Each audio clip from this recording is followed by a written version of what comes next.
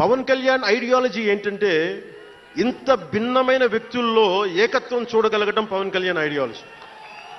ఆ ఏకత్వాన్ని చూడగలిగాం కాబట్టి ఆ 7 సిద్ధాంతాలు వచ్చినాయి. నాకు ఒక్కొక్కరిలో నాకు నచ్చిన అంశాన్ని తీసుకొని నాకు వ్యక్తిగతంగా బలం ఇవ్వడం చూశాను. అది నా మీద ఎంత ప్రభావితం చూపించింది, అది ఎంత సక్సెస్ ఇచ్చిందో కూడా నాకు తెలుసు. అంటే నేను అందరిలాగా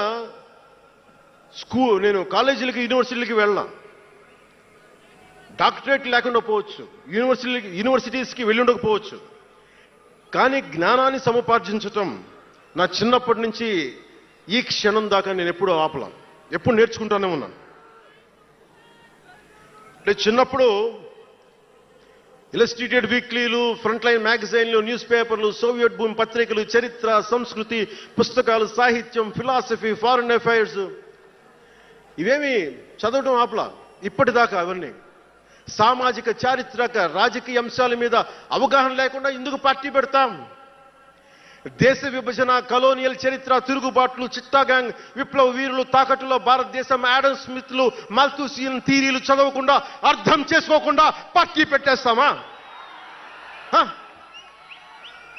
అంటే ఇవన్నీ ఇంత అవగాహన, ఇంత సామాజిక పరిజ్ఞానం సినిమాలు చేసుకునే వాడికి ఎలా ఉంటుంది అవగాహన అని? అదే కదా. అంటే దానికోసం ఎలా పుట్టాలండి? ప్రత్యేకంగా తెల్లగడ్డ వేసుకుని పుట్టాలా అండి? ఆకాశంలోకి చూస్తా తెల్లగడ్డ వేసుకొని సామాన్యుడికి అర్థం కాని లిటరీ టర్మ్స్ తోటి మాటల్ని మాట్లాడాలా? పోనీ పార్టీ పెట్టాలి అంటే నాన్న ముఖ్యమంత్రి అయి ఉండాలా?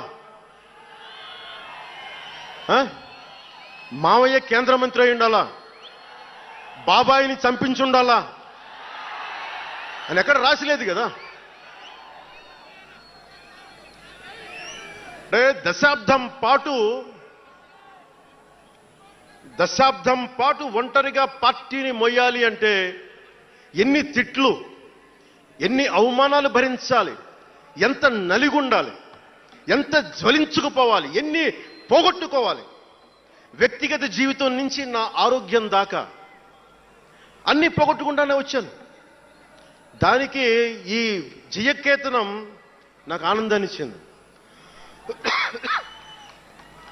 ఎందుకు చెప్తున్నానంటే ఆరోగ్యం గురించి, నేను మార్షల్ ఆర్ట్స్ చేసేటప్పుడు 3 గ్రనైట్ రాళ్లు గుండెల మీద పెట్టుకొని పగలగొట్టించుకునేవాడిని.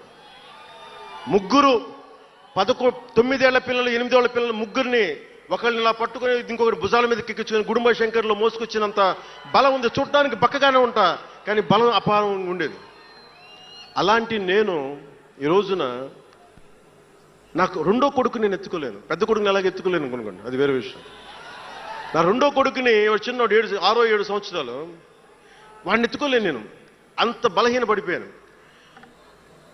కానీ బలం తెచ్చుకుంటాం మీ అందరి ఆశీస్సులతోటి, బద్దలు కొడతాం మళ్ళీ.